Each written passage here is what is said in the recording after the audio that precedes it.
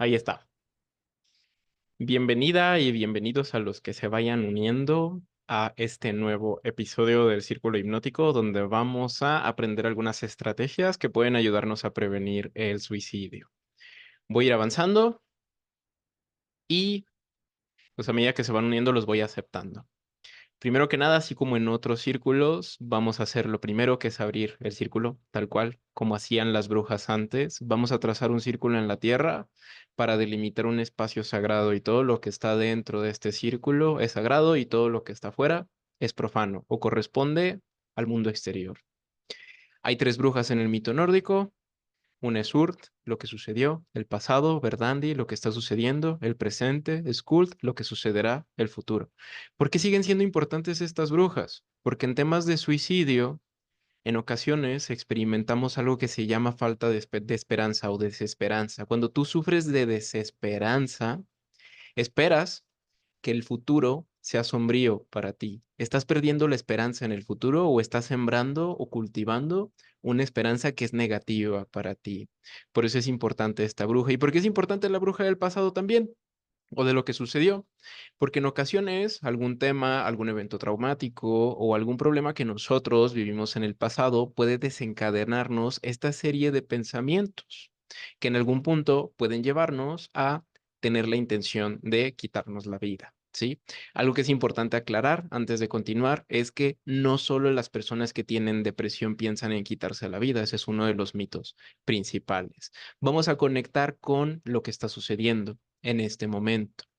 Comienza sentándote en una postura cómoda, prestando atención a cómo estás respirando. Yo no sé si ya te diste cuenta si la postura en la que te encontrabas estaba cómoda o si tuviste que modificarte un poco. Porque si tuviste que modificarte un poco, imagínate, a veces en ocasiones te la pasas de esta manera la mayor parte del tiempo. Reconoce cómo estás respirando sin intentar modificar tu respiración. Identifica cómo está latiendo tu corazón. ¿Está acelerado? ¿Está tranquilo? ¿Está en un ritmo regular? ¿En dónde estás en este momento? ¿Cómo es el lugar donde te encuentras? ¿Es un lugar cerrado? ¿Es un lugar techado? ¿Es un lugar abierto? ¿Hay una ventana cerca de ti? ¿Puedes ver un poco hacia el exterior? ¿O estás completamente en un espacio hermético, cerrado, para ti, sin interrupciones? En este momento puedes escuchar mi voz y puede ser, si hay algún ruido ahí en el exterior, que puedas comenzar a distinguirlo porque también te está acompañando. Y si miras un poco hacia adentro, te vas a dar cuenta que hay pensamientos que pasan cuando tú los observas y emociones que pueden estar ahí contigo. Tú puedes observar esos pensamientos, puedes observar esas emociones y simplemente dejarlas pasar para que puedas aprovechar con lujo de detalle, con mucha riqueza, toda esta información que vengo a ofrecerte. Primero es importante determinar por qué las personas piensan en quitarse la vida. Hay un libro que leí hace un tiempo que se llama El Dios Salvaje y es un estudio de los poetas suicidas. Hay un periodista que va y comienza a interrogar a estas personas que en algún momento conocieron a poetas que se quitaron la vida y encuentra diferentes perspectivas acerca del suicidio.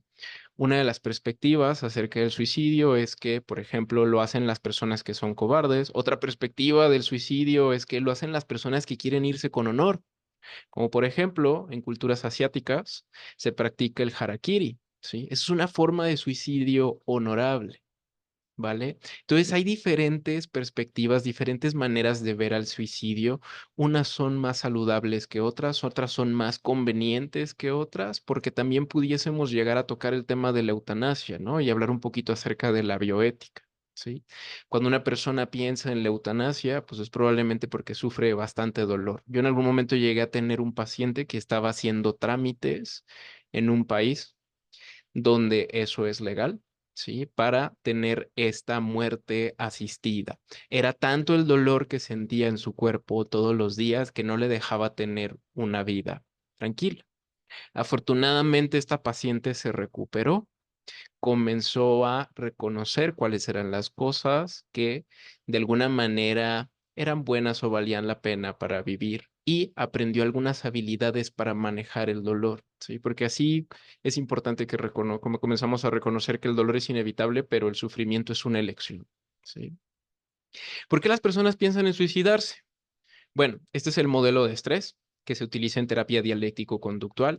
Todos vivimos un nivel de estrés constante. A medida que pasa el tiempo, todos los días, tú tienes un nivel de estrés constante y este nivel de estrés es dependiente de tus factores biológicos, o sea, lo que está pasando con tu cuerpo, tus factores psicológicos, lo que está pasando en tu mente, en el mundo de tus pensamientos, en la manera en la que manejas tus emociones y todo lo que sucede en el área social. ¿Sí? Todos estos factores biopsicosociales influyen en tu nivel basal de estrés.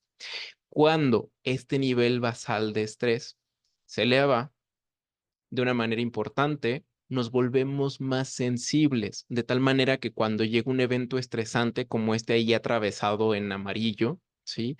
Es posible que nuestras emociones comiencen a sentirse no como se sentirían de manera regular, sino de forma intensa y que se prolonguen en el tiempo.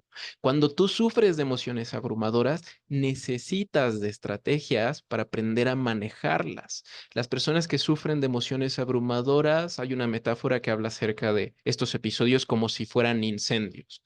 Entonces hay un periodo donde las llamas se comienzan a avivar, comienzan a crecer. Hay una fase donde ya te estás quemando y hay otra fase donde esas llamas ya se comienzan a apagar. Si tú aprendes estas estrategias, es más fácil que tú incluso logres prevenir estos incendios emocionales y sea más difícil para ti llegar a tener estos pensamientos de quitarte la vida, ¿sí? Vamos a hablar un poco acerca de mitos que se los voy dejando así como si fueran pequeños condimentos en la presentación. Mito número uno, solo las personas débiles y cobardes son las que se suicidan. En realidad, no podemos reconocer la línea basal de estrés de cada persona a simple vista, ¿sí? Entonces, las personas débiles y cobardes no son las que se suicidan. Las personas que tienen un nivel, una línea basal de estrés elevada por sus factores biopsicosociales son las que terminan pensando en quitarse la vida. Y algo que tenemos que reconocer es que nosotros no podemos identificar esa línea, no tenemos visión de rayos X. Y además, si entrevistamos a la persona, solo conocemos una parte de su historia, no lo conocemos todo, ¿sí? Así que la próxima vez que escuches a una persona con pensamientos de quitarse la vida, lo mejor que puedes hacer es tomártelo en serio. Nosotros no sabemos cuáles son sus factores y tampoco sabemos si esas personas cuentan con habilidades para afrontar emociones abrumadoras. Todos en algún momento, sin excepción, podemos vivir un periodo de nuestras vidas donde nos exponemos a emociones que pueden ser abrumadoras en algún momento. Fíjate que los pensamientos suicidas tienen una función, ¿sí? Los pensamientos suicidas funcionan como un intento de escapar a todo eso que nos hace sentir mal, ¿sí? ¿A qué me refiero con esto que nos hace sentir mal? Pues a lo que está pasando en tu cuerpo, a lo que está pasando en tu mente, a lo que está pasando en tus círculos sociales. Hay personas que terminan una relación, ¿sí? Y eso es suficiente como para elevar su línea basal de estrés y se convierte en un evento estresante que puede llevarlos a este intento de escapar de la situación. Cuando tú no tienes las herramientas para afrontar la situación o para sobrellevarlas, existe la posibilidad de que surjan los pensamientos suicidas o incluso algunas otras conductas de riesgo, ¿sí? Es importante reconocer que se tratan de un intento de solución que no funciona.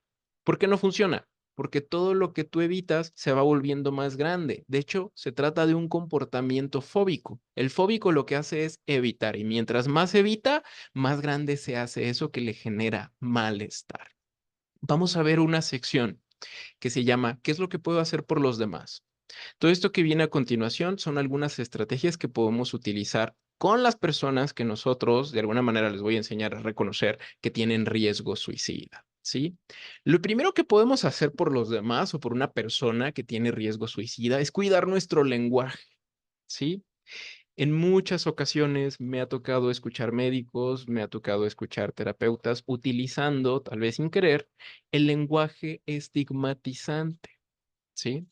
Cuando nosotros nos hacemos conscientes del lenguaje que nosotros estamos utilizando, podemos comenzar a cambiar un poco para ser más correctos, más compasivos y más precisos.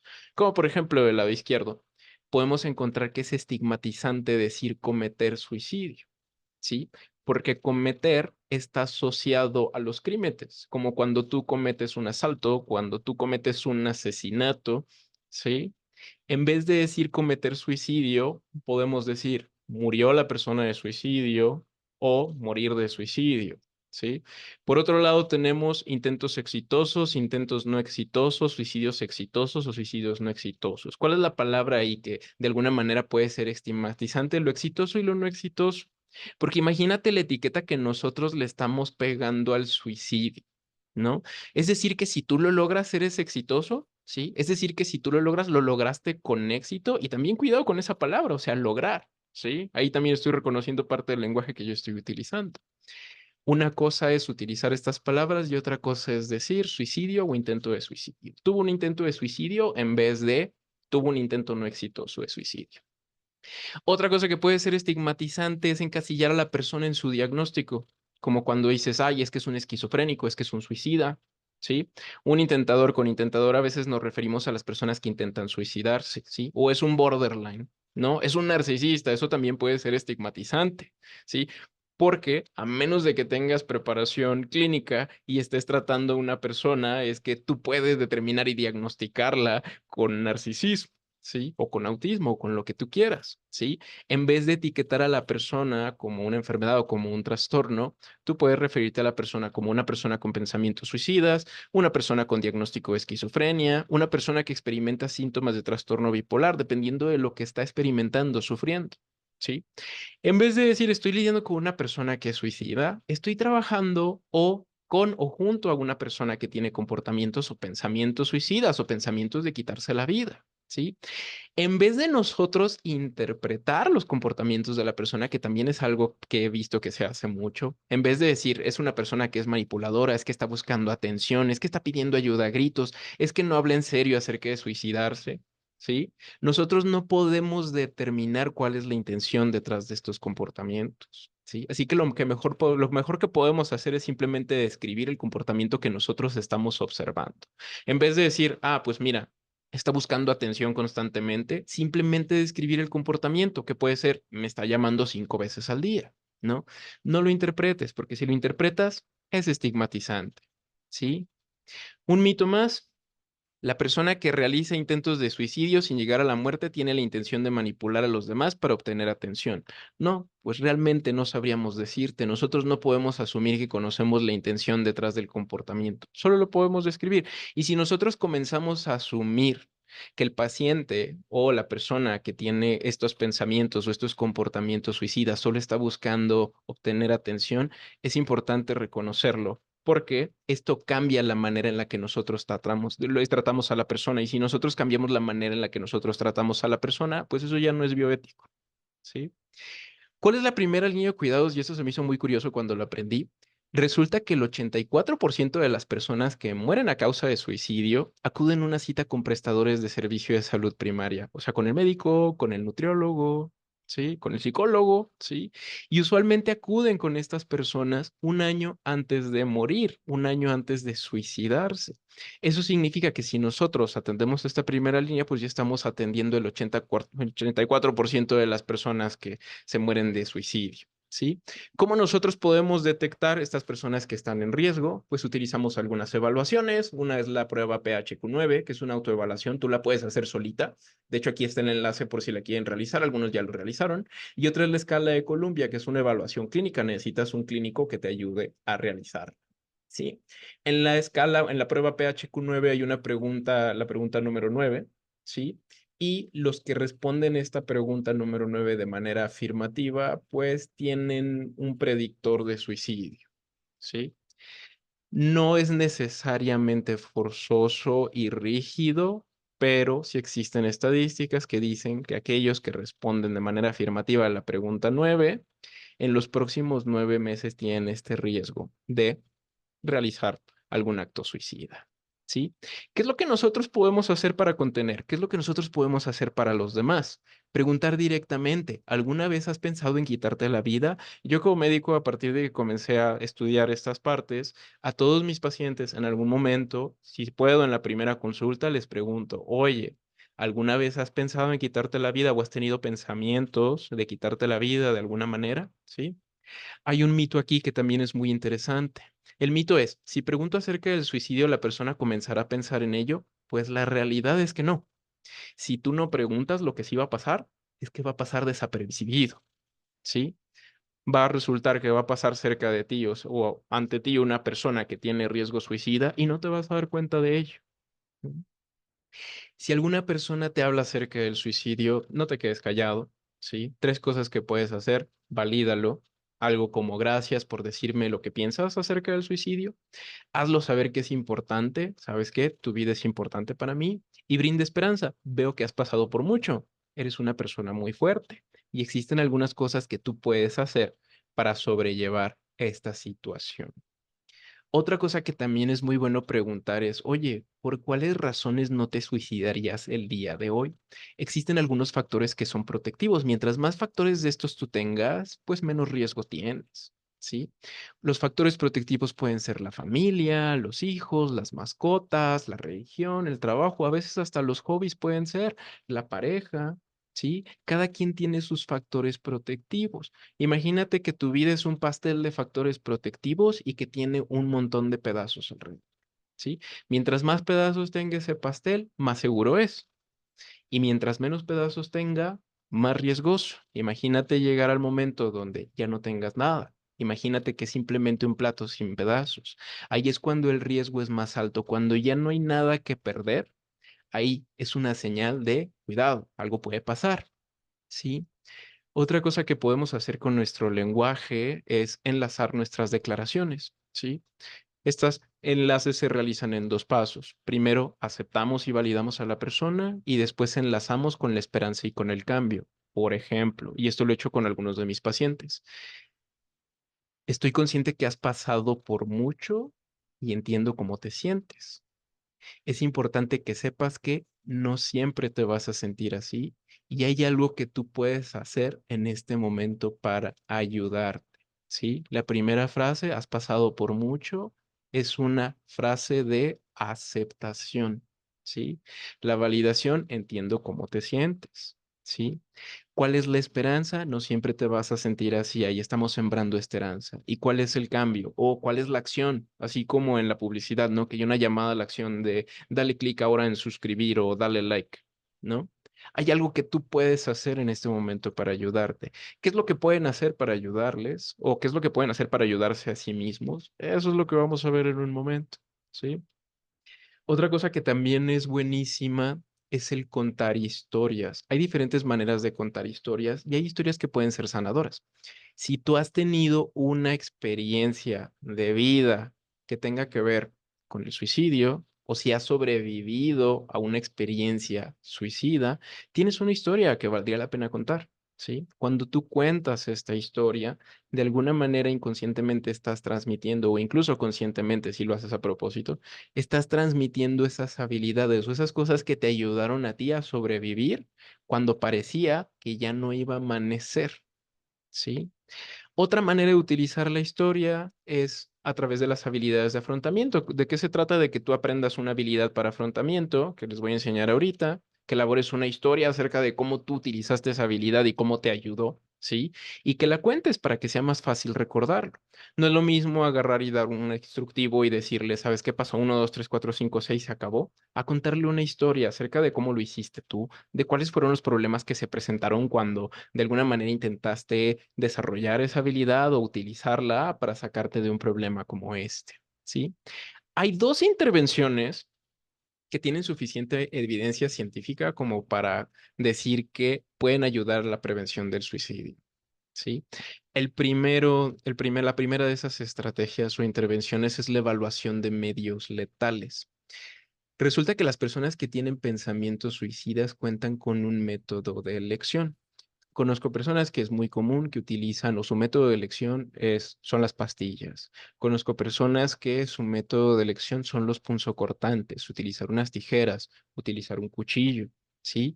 Hay personas que el método de elección es el consumo de ácidos o el uso de pesticidas, o hay personas que el método de elección es el meterse a un carro, conectar un tubo para respirar dióxido de carbono. Todas las personas tienen su método de elección. Incluso aunque no lo hayan probado aún, es importante sentarse con ellas y preguntar, oye, cuando piensas en quitarte la vida, ¿cómo se te ocurre o qué se te ocurre que podrías utilizar para hacerlo, para quitarte la vida. Es importante preguntar y elaborar un plan con ellos para disminuir el acceso a los medios letales. Por ejemplo, si tienen una pistola o si tienen navajas o cuchillos, oye, ¿aceptarías resguardar esas navajas o esa pistola, esa arma de fuego en un lugar seguro de forma temporal de mientras que se apague el fuego? La segunda intervención son los contactos de cuidado. Los contactos de cuidado son mensajes, ¿sí? Que tú le puedes enviar por WhatsApp, aunque a veces se prefiere de manera escrita porque es más personal y es más cálido. La importancia de estos mensajes es que sean cálidos. Estos mensajes expresan cuidado, expresan importancia y contienen estos tres elementos. Usualmente sirven para validar las fortalezas de la persona, le recuerdan a la persona lo que vale o qué tanto vale y le recuerdan de algunas piezas de esperanza específicas y tangibles, como por ejemplo, la otra vez que me tocó atender un paciente que tenía pensamientos suicidas, le mandé un mensaje o un contacto de cuidado entre sesión y sesión. Y lo que le dije fue, entiendo que has pasado por mucho. Eso es validación, ¿sí? Entiendo y recuerdo también que en algún momento de tu vida has pasado por situaciones que son difíciles o tan difíciles como esta situación que estás viviendo, ¿sí?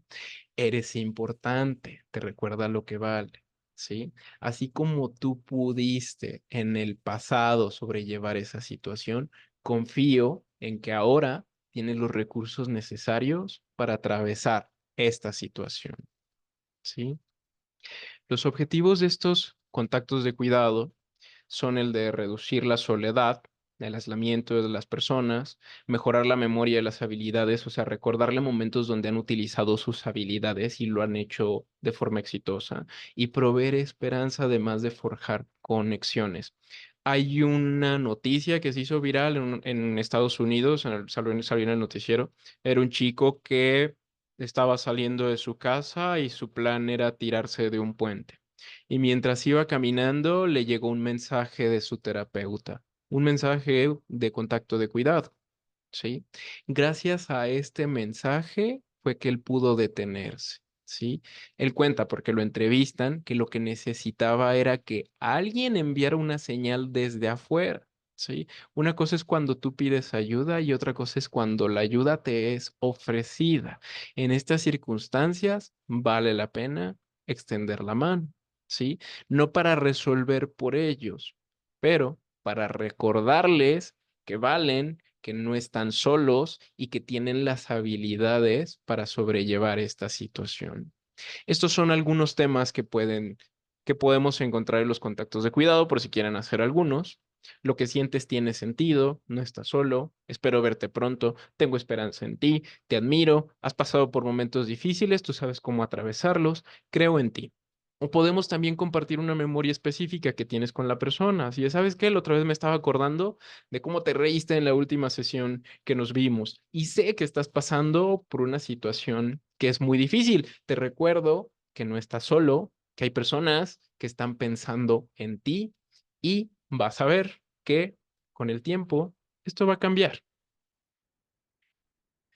Ahora, ¿cuáles son las intervenciones mínimas? Es decir, si tú cumples estas tres y estás haciendo algo muy importante por estas personas. Número uno, preguntar directamente. Si esa es la principal, esa es la básica. Si tú no preguntas, nunca te vas a enterar, ¿sí? A menos de que la persona se sienta suficientemente fuerte como para decirte, teniendo en cuenta que la sociedad ha estigmatizado por mucho tiempo estos temas. Entonces es mejor que tú hagas la aproximación, que tú le preguntes a la persona, oye, ¿alguna vez has pensado en quitarte la vida? Segunda cosa que puedes hacer, si la respuesta es afirmativa, elaborarle un plan de seguridad. Y por último, después de verlo, enviarle un mensaje o un contacto de cuidado. Ahora sí viene lo bueno.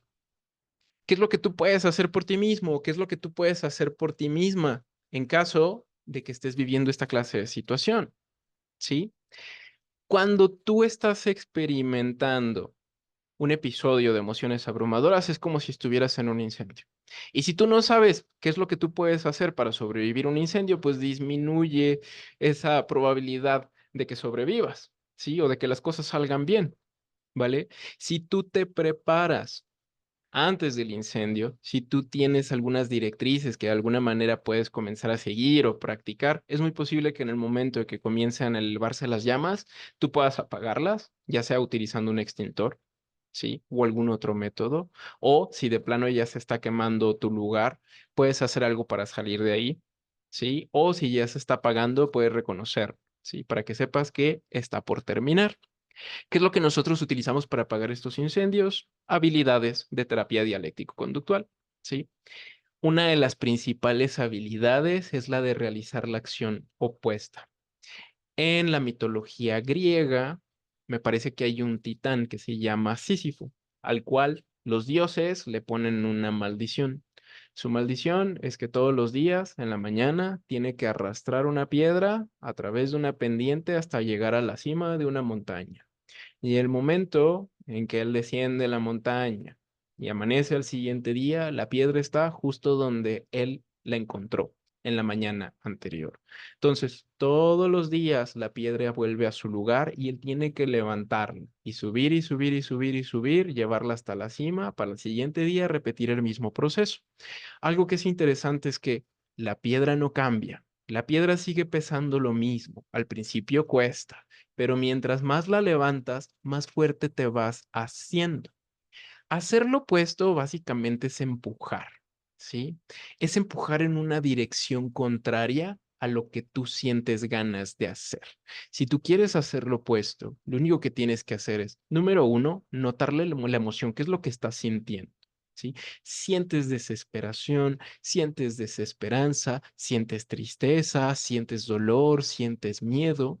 Paso número dos, nota la urgencia o el ansia hacia dónde te está llevando, ¿sí? El ansia o la urgencia que me provoca esta emoción me está llevando a encerrarme en mi habitación y quedarme en la cama, me está llevando a ir a donde tengo escondidos los cuchillos y las tijeras, me está llevando a apagar mis celulares para que nadie me pueda contactar, ¿sí? En el momento en que tú identificas hacia dónde te quiere arrastrar, la tarea es, ok, haz lo opuesto. Yo lo he utilizado, por ejemplo, a veces con el celular. Siento un ansia por revisar el celular al momento en que llega una notificación y si me cacho, si lo noto, ok, voy a hacer lo opuesto a lo que me dice esto, voy a apagar mi celular, lo voy a dejar en mi consultorio o lo voy a dejar en un lugar donde sea difícil consultarlo y me voy a poner a hacer otra cosa, ¿sí? Si actuar basado en tus impulsos empeora tu situación, lo mejor que puedes hacer es realizar la acción opuesta, ¿vale? Otra habilidad que nosotros podemos utilizar es la del agua fría, que esta de alguna manera ya la he puesto en todas mis presentaciones porque es muy buena, ¿sí? En el momento en que comiences a sentir las emociones abrumadoras, date un baño con agua fría, sumerge tu rostro en agua con hielo, ¿sí? Si quieres sumergir tu rostro en agua con hielo, pues nada más necesitas un recipiente suficientemente grande como para meter tu rostro, un poco de agua.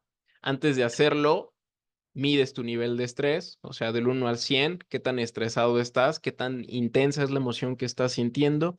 Tomas una respiración, te sumerges por 30 segundos, ¿sí? Después de esto, evalúas tu nivel de nuevo. Sí, a ver, ya si estaba, por ejemplo, en 80, ahora estoy en 70, ok, me voy a sumergir otra vez para bajar a 60 o bajar a 50 o bajar a 40 o a 30, ¿sí? Las veces que sea necesario, esta la puedes repetir todas las veces que tú lo necesites.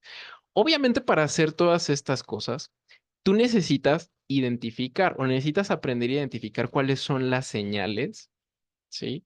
Que de alguna manera significan que las emociones pueden llegar a un punto crítico, ¿sí? Otra cosa que puedes hacer, otra habilidad que también se me hace muy interesante, son las respiraciones frías. ¿Por qué son respiraciones frías? Porque bueno, ahorita que la practiquemos un ratito te vas a dar cuenta cómo cambia la temperatura del aire cuando tú la haces. Lo importante de esta respiración o el objetivo de esta respiración, pues es ayudarte a apagar esas emociones, a desprenderte de ellas, a regresar a ti, a las sensaciones corporales y que sea más fácil sobrevivir ese incendio emocional.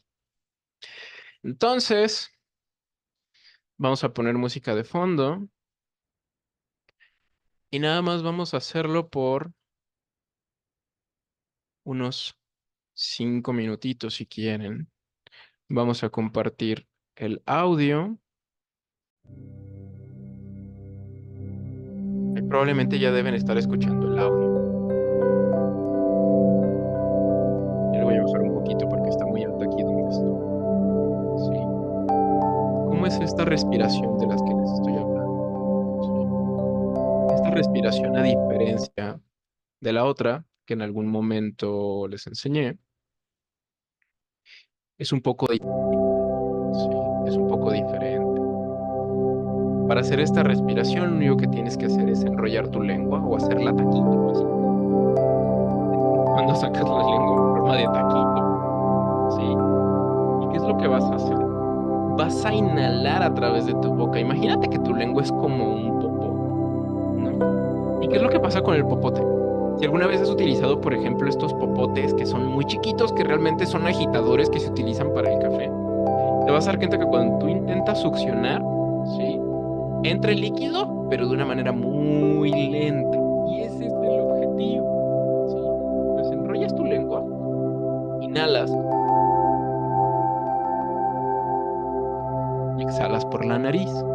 Esa es la respiración. Te repito los pasos. Enrollas tu lengua, vas a inhalar a través de la lengua como si fuera un popotito. Y vas a exhalar suavemente a través de tu nariz. ¿Vale? Vamos a hacerlo por unos minutitos, ¿sí? Para que veas cómo se siente, ¿vale? Entonces, enrolla tu nariz, de mientras que programo aquí un cronómetro. Vamos a hacerlo solo por 3 minutos, ¿sí? Muy bien, aquí está. Enrolla tu nariz, inhalas, cierras tu boca, exhalas por tu nariz. Suavemente. Enrollas tu lengua, cierras tu boca, exhalas por tu nariz, suavemente. Eso. Otra vez. Cierras tu boca, exhalas por tu nariz, suavemente. Ve si puedes extender esa exhalación. Enrollas tu lengua, inhalas, cierras tu boca, exhalas por tu nariz suavemente. Y a medida que lo vas haciendo, vas soltando todo eso que vas cargando. Todos esos temas del pasado que llevas contigo, que no se pudieron resolver. Todos esos futuros predecibles. Esto es, todo lo que tú te esperas que suceda. Puedes comenzar a desprenderte de eso para entrar en un espacio de posibilidades. Inhalando con tu lengua, cerrando tu boca y exhalando suavemente a través de tu nariz. Inhalando con tu lengua, como si fuera un popote, cerrando tu boca, exhalando suavemente a través de tu nariz. Yo no sé si ya te diste cuenta, pero cuando inhalas con tu lengua, la temperatura del aire es diferente. Ya te diste cuenta que se siente fresco. Estás enfriando, se está apagando ese fuego a tu propio ritmo. Muy bien. Inhalando por tu lengua, cerrando boca, exhalando por la nariz, suavemente, a tu propio ritmo, conectando con este momento presente, desprendiéndote de preocupaciones, conectando con las posibilidades, de tal manera que ahora tienes más oportunidades. Cuando tú te enfrías de esta manera,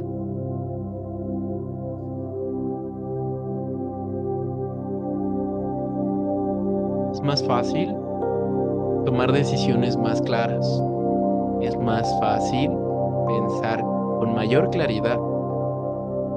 Es más fácil ver los caminos que se ocultan ante ti, como si fueran puertas o senderos que se van abriendo, que tú puedes comenzar a caminar así como lo estás haciendo. cuando tú tomas la decisión de respirar. Muy bien. Quédate un ratito, así como estás. Vamos a continuar con la presentación. Vale. Vamos a cerrar aquí. Vamos a abrir acá. Y estamos de vuelta. ¿Sí? Muy bien. Siguiente. Ahora, estas son tres habilidades, ¿vale? Habilidad número uno, realizar la acción opuesta. Habilidad número dos, utilizar baños de agua fría o inmersiones, sumergir tu rostro por 30 segundos en el agua con hielo. Y tercera, hacer respiraciones frías, ¿sí? Tú puedes utilizar este pequeño formato, que es muy bueno porque ayuda a meter un poco de conciencia, ¿sí? Utilízalo en los momentos donde estés viviendo escenarios estresantes. Entonces, por ejemplo, ¿cuál habilidad utilizaste? Digamos que yo utilicé el agua fría. Ahorita te voy a contar una historia de eso.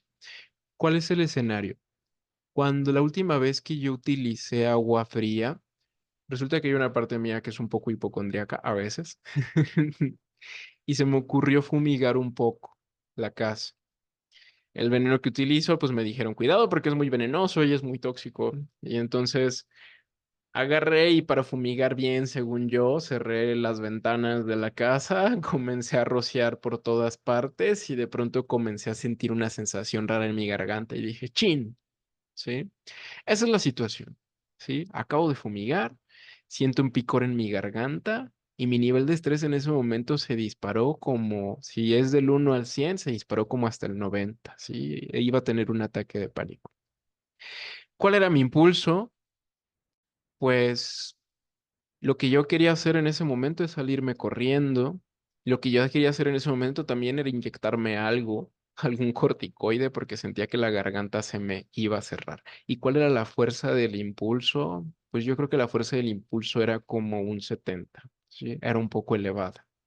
¿Cuál es la habilidad que realicé regresando hasta arriba? Agua fría. Me metí a bañar con agua fría, ¿sí? Yo no la realicé por 3 minutos, la realicé como por 10 minutos. Me metí a la regadera así como estaba, ¿sí? Abrí la llave del agua fría, me puse de espaldas, dejé que corriera el agua a través de mi espalda, después me volteé, dejé que el agua corriera a través de mi rostro y estuve respirando unas cuantas veces hasta que sentí que comenzó a bajar ese nivel de estrés y esa fuerza de impulso. Tuve que traer mi atención de vuelta, tuve que traer mi atención de vuelta una vez, que me estaba bañando y una parte de mí dijo, no, debería salirme y debería irme corriendo al hospital, ¿no? Pero dije, no, lo puedo manejar, ¿sí? Voy a esperar un poquito más, sintiendo el frío del agua, ¿sí? ¿Qué hubiera pasado si no hubiera practicado la habilidad? Pues muy probablemente hubiera salido de mi casa muy tarde, hubiera agarrado el carro, hubiera manejado como loca hasta llegar al hospital. Además de que la cuenta me hubiera salido muy cara, probablemente hubiera provocado un accidente, porque no podía pensar. Mi mente no tenía la claridad para manejar, ¿sí? ¿Cuál es la fuerza del impulso después de realizar esta habilidad, que fue la de utilizar el agua fría? ¿Sí? Pues bajó a 30 aproximadamente y el nivel de estrés bajó como a 20, 25, de tal manera que fue más fácil meterme a la cama. ¿Qué fue lo que pasó? Pues bajó mi nivel de ansiedad, bajó mi nivel de estrés, ¿sí? Pude finalmente meterme a la cama, concentrarme en la sensación de mi almohada, de mi cobija y quedarme dormido. Y me ahorré una cuenta de gasolina, me ahorré una cuenta del seguro, si hubiera chocado, ¿sí? Y me ahorré una ida al hospital, ¿va? Los pensamientos suicidas, esta es una metáfora. Los pensamientos suicidas son como los amantes del pasado. Tú ya terminaste con ellos, ¿no? Pero eso no significa que no vayan a regresar. ¿Alguna vez te ha pasado alguna vez que terminas con una persona, ¿sí? Con la que tuviste una mala experiencia en una relación? Y ya se acabó, ¿no? Y después pasa el tiempo y te busca de nuevo, ¿sí? Pasan unas semanas, pasan unos días, o pasan meses, o a veces pasan años, ¿sí? Y la persona te busca de nuevo, ¿sí? Es importante que tú tengas un plan para el momento en que eso suceda. Sí, no es necesario que te los lleves a la cama, sí, ya te embarraste una vez en el lodo, no es necesario que te vuelvas a embarrar, sí. ¿Cómo te gustaría actuar cuando ellos regresen? ¿sí? Imagínate que estos pensamientos suicidas son esos amantes del pasado, ya se fueron, pero pues bueno, pueden en algún momento regresar. ¿Cómo te gustaría de alguna manera manejarlos? ¿Sí? Algo que es interesante de los pensamientos suicidas y de las emociones, pues es que no son para siempre, son temporales, siempre pasan, ¿vale? Hay un mito aquí, ¿sí? El mito es, si vuelvo a tener pensamientos suicidas después de un tiempo de no tenerlos, ¿significa que he recaído? Pues no, resulta que no. Si tú tienes pensamientos suicidas después de que ya no los tuviste por un tiempo, esta puede ser una buena oportunidad para progresar, ya que las habilidades para afrontarlos o estas habilidades para apagar incendios emocionales funcionan como un músculo que necesita ejercicio para fortalecerse de tal manera que cada vez que tú los tienes, es una nueva oportunidad para ejercitar estas habilidades de tal forma que la próxima vez sea más sencillo desprenderte de ellos, ¿sí? Es como cuando estás nadando contracorriente, ¿sí? Si tú nadas contracorriente, te vas a cansar, ¿sí? En algún punto tu cuerpo se va a desplomar, como cuando estás en el gimnasio y estás haciendo flexiones y en algún momento tu músculo llega a la falla, se desploma y ya no puedes levantar más, ¿no? En vez de ir contracorriente, constrúyete una balsa, constrúyete un barquito, agárrate de una tabla, ¿sí? Y ve sobre la corriente. ¿Sí? Sin lastimarte con las piedras, ¿va? ¿Qué puedes hacer si regresan estos pensamientos o si los llegas a tener en algún momento? ¿Sí? Elaborarte un plan de seguridad. Probablemente has ido a algún edificio alguna vez donde tengan un elevador y al lado del elevador vienen estas infografías, ¿no? Que dicen, por favor, en caso de incendio, utiliza la escalera, ¿sí? No te vayas por el elevador porque puede fallar, ¿sí? Y si falla, te vas a quedar encerrado ahí. Y si te quedas encerrado ahí, menos oxígeno vas a tener. Y si las llamas llegan a ti, pues es como si estuvieras en una ollita, ¿no? En una ollita express, ¿sí? El plan de seguridad se trata de una serie de pasos que puedes seguir para mantenerte seguro cuando sufres de un riesgo suicida, ¿sí? Son 6 pasos, no son difíciles, son sencillos.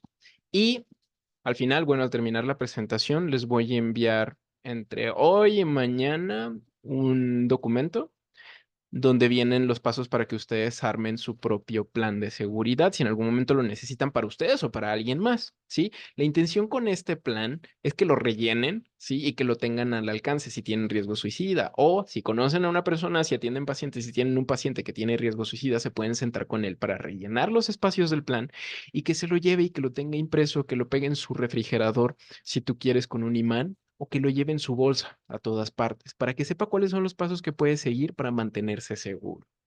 El paso número 1 es identificar los signos de alarma. Probablemente tú ya conoces a tu cuerpo y sabes cómo se siente la sed. Tú sabes cómo se siente el sueño. Hay algunos signos que te dicen cómo se siente la sed, cómo lo que necesitas de alguna manera atender es esta necesidad de líquido.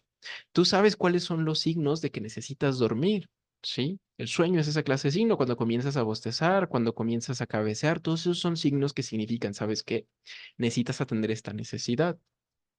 Tú sabes cómo se siente cuando tienes necesidad de ir al baño, ¿sí? Comienzas a sentir esta presión en tu pelvis, ¿sí? Ya sea por delante en la vejiga o por atrás en el intestino grueso, ¿no? Tú sientes cómo se siente, sabes lo que significa y actúas de acuerdo a eso. Pues resulta que los pensamientos y los comportamientos suicidas pues también tienen signos. Las emociones abrumadoras también tienen signos que tú puedes reconocer y que tú puedes comenzar a interpretar como señales de que es momento de satisfacer esta necesidad, la necesidad de apagar el fuego emocional, ¿sí?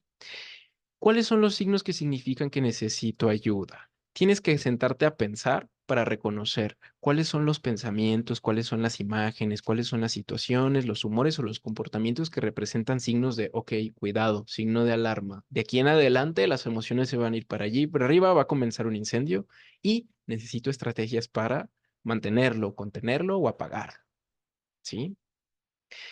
Tengo un paciente, por ejemplo, que una de sus situaciones que le disparan emociones abrumadoras, una situación que le dispara una emoción abrumadora que lo puede llevar a tener pensamientos suicidas, es la de encontrarse con familiares de su ex en la calle. Ya le pasó 3 veces que iba saliendo del trabajo, pasó una camioneta de los familiares de su ex, vio al hermano de la chica por la ventana, comenzó a hiperventilar, comenzó a pensar en quitarse la vida y a sentir desesperación, ¿sí? Esa es una situación para él que es desencadenante. Otra situación desencadenante para él es cuando le hablan sin que él lo pida acerca de situaciones del pasado, acerca de problemas que en algún momento no logró resolver. Eso también lo dispara. Todos estos son únicos, ¿sí? Cada persona tiene sus pensamientos, imágenes, situaciones, humores o comportamientos que pueden representar signos de alarma. Lo importante es sentarte para que los comiences a reconocer. Ahora, no sé si alguna vez han visto estas EpiPens que las venden en Estados Unidos, que es epinefrina, que se utiliza para pacientes pues que tienen alergias alimenticias o de otro tipo, pacientes que tienen riesgo de alergias alimenticias, ¿sí? ¿Cuál es la ventaja de la EpiPen? Pues que el paciente se la puede aplicar solito. El paciente ya sabe reconocer cómo se siente una alergia. Yo, por ejemplo, la última vez que tuve una alergia alimenticia, yo no sabía que era alérgico. Sí, de hecho yo no lo era. Acababa de comprometerme a cambiar mi dieta y dije, ok, ya no voy a comer azúcares refinados, ahora solo voy a comer azúcares de fruta y de forma medida, ¿no? Para que no me dé hígado graso. Entonces agarré y fui y compré 1 kilo de berries, ¿no? De blueberries, de frambuesas también y de zarzamoras y fresas. Entonces agarré y hice un licuado con todas las berries y me lo comencé a tomar y me lo comencé a tomar, me lo comencé a tomar. Y a medida que fue pasando el tiempo, yo estaba jugando en mi celular, estaba jugando Call of Duty y de pronto comencé a sentir comezón, ¿no? En mi casa en ese entonces pues había un montón de mosquitos en el lugar donde me encontraba, entonces yo dije, pues la comezón significa que me picaron los mosquitos, no pasa nada. Y seguía jugando y seguía jugando y seguía jugando. Y después comenzó a dar comezón en lugares que tenía cubiertos, como por ejemplo en la planta de los pies o en la ingle o en la axila y dije, ok, esto ya no es normal. Me levanto, me miro al espejo y estaba lleno de urticaria, lleno de ronchas, ¿no? Esos son los signos que significan, ¿sabes qué? Es una alergia y necesitan ponerte algo. Entonces, las personas que sufren de alergia saben reconocer estos signos, tomar esa EpiPen y administrarse el tratamiento de emergencia que necesitan para sobrevivir. De la misma manera funciona esto, ¿sí? Una vez que reconoces los signos, ¿cuáles son las habilidades que tú puedes utilizar para ayudarte? ¿Sí? Hasta puedes preguntarte, ¿qué es lo que puedes hacer para ayudarte a ti mismo? ¿Sí? Puedes utilizar habilidades de afrontamiento como las 3 que vimos ahí atrás, ¿sí? ¿Qué es lo que te ha ayudado en el pasado? También es importante preguntar, ¿cómo puedes hacer que sea más fácil realizar esas acciones que me ayudan? Entonces, por ejemplo, si una de las cosas que te ayudan son los baños con agua fría, pues tener al alcance la regadera preparada para meterte, ¿no? Si una de las habilidades que te ayudan es sumergir tu rostro en agua con hielo, pues tener siempre hielo en tu refrigerador, ¿sí? Si una de las habilidades que te ayudan es hacer lo opuesto, tener una lista de actividades que tú puedas realizar para el momento en que tú sientas el ansia o el deseo de quitarte la vida, ¿sí? Y otra cosa, por último, que valdría la pena preguntar es, oye, ¿qué podría impedirte realizar eso que te ayuda? ¿Sí? ¿Cuáles son los obstáculos que se puedan presentar? ¿Sí? Porque si se presentan obstáculos y tú anticipas esto, ya vas a tener actividades o acciones que tú puedes realizar para simplemente utilizar la habilidad que necesitas, ¿va? Paso número 3, puedes hacer planes de distracción. ¿Hay una persona en cuya compañía tú te sientas mejor? ¿Sí? ¿Hay alguien a quien tú le puedas hablar en ese momento donde tienes emociones abrumadoras? Es importante hacer una lista de esas personas a las que tú puedes llamar en ese momento. ¿Hay algún lugar al que tú puedas ir donde sea difícil pensar en el suicidio? Uno de estos pacientes que tuve de riesgo suicida, lo que le servía muchísimo a él es irse a caminar al parque y ver el atardecer. Entonces, cuando tenía los pensamientos suicidas, agarraba, se salía de la casa y se iba al parque. Otra cosa que también le llegó a funcionar a él es irse a plazas donde había personas, ¿sí? Plazas que son muy pululadas o muy populares, donde hay mucha gente que tú puedes ver haciendo cosas y presentando diferentes emociones y comportamientos. Otra cosa que también tú puedes hacer para distraerte, pues es salir con un amigo, ¿sí? A mí lo que me funcionaba antes, por ejemplo, cuando estaba en un episodio de depresión, mis amigos llegaron como que identificaron que me sentía muy mal, llegaron por mí sin avisarme, me tocaron la puerta, yo estaba en calzones, llevaba una semana encerrado en mi habitación con las ventanas cubiertas en la oscuridad jugando juegos de Batman y me invitaron a comer una hamburguesa. Entonces, eso por un lado fue un caring contact, o sea, un contacto de cuidado, ¿sí? Como los mensajes que vimos al principio. Y por otro lado, también fue un plan de distracción, ¿sí? Ahí me llevaron, salí, me comí mi hamburguesa y me sentí mucho mejor. Ya no pensé, ya no estaba encerrado en mi mundo pequeño y oscuro, donde estaba sintiéndome mal, ¿sí? Siguiente. Ay, esto se trabó. Paso número 4. Necesitas tener contactos para pedir ayuda, ¿sí? Estos contactos pues todavía no son contactos profesionales. ¿A quién le puedes llamar si has batallado o si sigues batallando con pensamientos suicidas? Puedes hablarle a tu mamá, puedes hablarle a un hermano, puedes hablarle a un amigo de confianza. Es importante sentarte a pensar esto porque no a todas las personas les puedes llamar, ¿sí? Recuerda que este tema tiene un poco de estigma y no todas las personas están abiertas, ¿sí? A hablar acerca de eso. Hay personas a las que les da miedo todavía hablar acerca de estos temas abiertamente, ¿sí? ¿A quién puedes llamar para calmarte? A veces he escuchado, por ejemplo, personas que viven con sus parejas y les dice, ¿sabes qué? Me gusta escuchar tu voz porque tu voz me calma, ¿sí? ¿A quién le puedes llamar que te pueda ayudar a calmarte? ¿Sí? ¿O hay alguna persona en la que tú confías para platicar al respecto? ¿Hay algo que podría impedir que tú te contactes con esta persona o con estas personas? Algo que podría, por ejemplo, impedirte ese contacto, pues es que no tengas batería en tu celular, ¿sí? Entonces también es algo que tú puedes prevenir. Si tú tienes tu celular cargado, ¿sí? Entonces va a ser más posible que tú puedas llamar a quien necesitas llamar en determinado momento, ¿vale? Ahora, paso número 5. Digamos, ya detectaste los signos. Ya, el paso número 2, ya utilizaste habilidades de afrontamiento, ¿sí? Que es realizar la acción opuesta, que es utilizar el agua con hielo, que es hacer las respiraciones frías, ¿sí? Ya buscaste un plan de distracciones, ya intentaste salirte, hablar con una persona que te distraiga.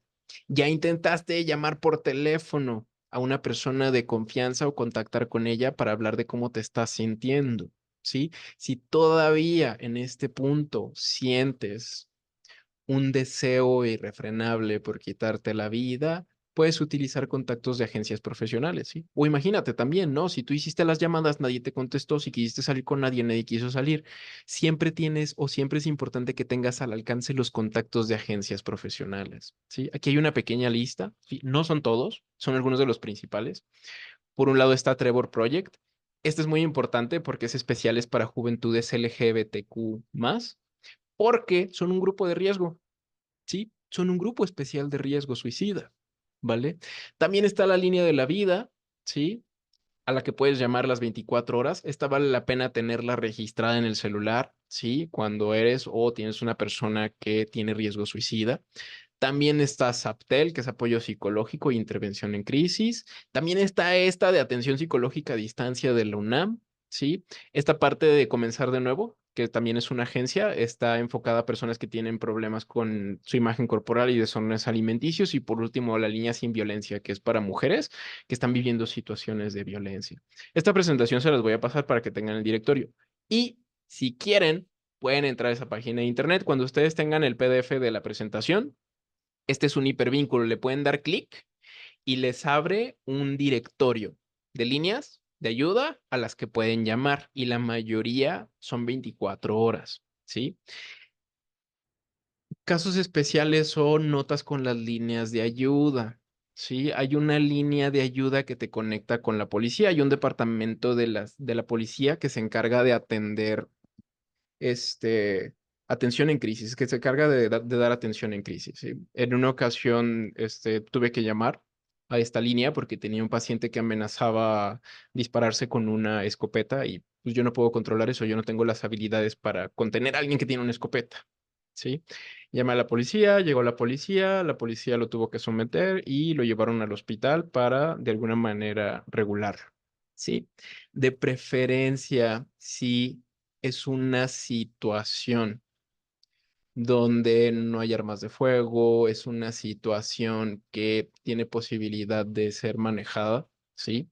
Es importante cuidar a quién vas a llamar, ¿sí? Digamos, si vas a llamar a la policía, mejor que sea lo último, ¿sí? A menos que sea una situación de riesgo inminente, donde hay armas de fuego, donde está en peligro la vida de la persona, o sea, de forma inmediata, donde está el peligro de la vida de otras personas también. ¿Sí? Cuidado con eso, ¿sí? También cuidado con lo que vas diciendo al momento de hablar, porque también te pueden derivar con la policía. No es malo, ¿sí? Pero pues los policías son un poco bruscos al momento de darte la atención, ¿sí? No estoy diciendo que sea mala, ¿sí? Por último, lo último que podemos hacer, lo último recomendable, y es una de las estrategias que tienen más evidencia de que pueden ayudar a prevenir el suicidio, la evaluación de medios letales. ¿Sí? Aquí volvemos a tocar este tema de, ¿vale la pena preguntar? ¿Sí? Vale la pena preguntarle a la persona por defecto, a toda la persona que estés atendiendo, ¿alguna vez has tenido pensamientos de quitarte la vida? ¿Sí? Y no te quedes ahí, explora un poquito más, ¿sí? ¿De qué maneras has considerado lastimarte? ¿Tienes una pistola? ¿Tienes un arma de fuego? ¿Y cómo es el plan? ¿Estarías abierto a guardar las armas o los medios que podrías usar para lastimarte de forma temporal? Uno de mis pacientes, uno de sus métodos era tijeras, utilizar unas tijeras. Entonces, en los momentos donde él sentía que podía presentarse una situación de emociones abrumadoras, agarraba, guardaba las tijeras en un cajón con llave y escondía la llave o la ponía en un lugar difícil de alcanzar. Lo mismo, pues es más peligroso cuando tienes pistolas. ¿No? Hay unos cajones especiales que son cajones para armas, sí, son como unos lockers que también utilizan llaves, donde tú puedes guardar estas armas o la puedes llevar a resguardar con alguien, ¿sí? Alguien de confianza. Muy bien, ya estamos terminando. ¿Qué debes hacer? Esto es un pequeño resumen. ¿Qué debes hacer si sufres de un deseo abrumador por quitarte la vida? Número uno, apágalo, ¿sí? Una manera de apagarlo es duérmete, ¿sí? No abuses de medicamentos, si es que utilizas medicamentos, ¿sí? No puedes dormir, ok, date un baño de agua fría o sumerge tu cara en agua con hielo por 30 segundos y repite. Esto es como apretar un botón de reseteo. Paso número dos, no tomes decisiones importantes. Evita a toda costa tomar una decisión importante, especialmente la decisión de quitarte la vida. No entres en pánico, ignora los pensamientos de muerte, intenta desprenderte, ¿sí? Con algunas de las estrategias que hemos visto aquí. No consumas drogas y alcohol, esto es importantísimo porque también el consumo de drogas y alcohol puede ser un factor desencadenante o un factor de riesgo. Yo tengo un paciente, por ejemplo, que cuando consume alcohol, después de 5 cervezas comienza a tener recuerdos de una etapa muy difícil de su vida y eso puede llevarlo a desencadenar pensamientos de quitarse la vida, ¿sí? Por último, haz contacto visual o haz contacto. Sí, es un analgésico muy poderoso. Mira a alguien a los ojos, lo puedes hacer a través de una videollamada, utiliza ahorita los medios que tenemos y dile, ¿puedes ayudarme a mantenerme fuera de mi cabeza? Sigue intentando hasta encontrar a alguien, ¿sí? Si ya seguiste tu plan de seguridad, si ya intentaste salir con alguien y no hay nadie disponible, si ya intentaste llamar a alguien conocido, alguien de confianza y no hay nadie disponible, vas a encontrar en alguna de las líneas atención de ley. Tienes que encontrar, ¿sí? Alguien está ahí disponible para ayudarte, ¿sí? Para terminar, estos son 10 pensamientos de personas que se han recuperado de experiencias suicidas. Número uno, no tienes por qué sentirte avergonzado. Número dos, no hay nada fundamentalmente mal contigo. Hay otro camino que tú puedes tomar cuando tú vas hacia ese lugar oscuro. Los pensamientos suicidas son la manera en la que nuestro cerebro, tu cerebro intenta regular las emociones que son abrumadoras. Cuando tengas un pensamiento suicida, interprétalo como una señal que te indica que es momento de revisar de qué está intentando huir mi cerebro, ¿sí? Recuerda que hay cosas que tú puedes hacer para ayudarte a reducir o afrontar estos sentimientos. Recuerda que estos sentimientos o deseos de morir no siempre van a ser así de fuertes y no siempre van a estar presentes. Acuérdate que mereces amor, acuérdate que mereces cuidado. Las cosas van a cambiar. Hay personas allá afuera que se preocupan por ti y quieren ayudarte. Tú te sientes así por lo que has pasado, pero eso no significa que quitarte la vida sea la mejor respuesta. Y por último, hay personas que también se sienten como tú, ¿sí? No eres la única persona que se ha sentido así, ¿va? Entonces, en resumen, removamos el estigma, ¿sí? Removamos el estigma acerca de las personas que tienen comportamientos y pensamientos suicidas, ¿sí? Removamos y desenmascaremos o desvelemos los mitos.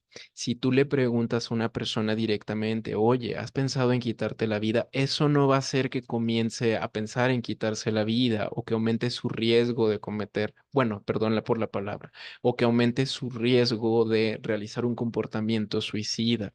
Si tú no preguntas, nunca te vas a enterar. Si tú no preguntas, la persona que tiene riesgo suicida va a pasar enfrente de ti y no te vas a enterar y pudiste haber ayudado. a esa persona por el simple hecho de haber hecho esa pregunta, ¿sí? Esa pregunta abre puertas. Sí es muy difícil, sí es un tema muy sensible, pero es mejor hacer la pregunta que quedarse callado. Y cuando una persona llegue y te comience a hablar de eso, valídala, dale un espacio para hablar de ello. Hazle un plan, ¿sí? Ya tienes aquí los pasos, ¿sí? Si tú en algún momento comienzas a tener pensamientos o comportamientos suicidas, bueno, revisa estas diapositivas, ¿sí? Busca las líneas de ayuda, ¿sí? Hay personas allá afuera que están listas y dispuestas a atenderte. Eres importante. Gracias por tu atención. Gracias por participar desde allá, desde donde están, ¿sí? Es un gusto tenerlos aquí. Ya saben que yo doy clase, si entra una persona, yo ya estoy, ¿sí? Comienzo. Este capítulo lo van a poder encontrar en YouTube en un ratito, ¿sí? Para que puedan revisarlo, pues los que llegaron tarde o los que no pudieron entrar, ¿sí? Pero pues aquí seguimos, ¿va? Más adelante les doy información acerca de qué se va a tratar el próximo capítulo y ya vamos con otros temas, ¿sí? Ya repasamos ansiedad, ya repasamos miedo, ya repasamos fobias, ya atravesamos depresión, ¿sí? Y ahora ya pasamos por esto de prevención del suicidio. Entonces, les deseo muy bonita tarde-noche y que descansen. Bye bye.